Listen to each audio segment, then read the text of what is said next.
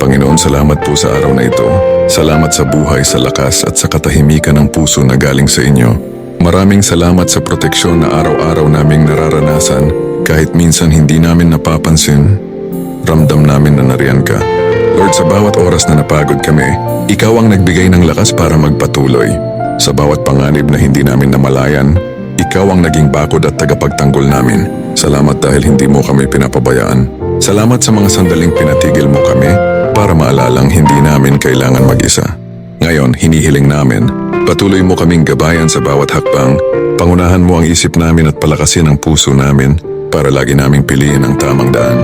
Lord, salamat sa proteksyon, salamat sa kalakasan, at salamat dahil sa bawat laban. Ikaw ang una naming kasama at huli naming sandigan. Patuloy mo kaming ilayo sa kapahamakan at punuin ng liwanag ang landas na tatahakin namin. Sa pangalan ni Jesus, Amen.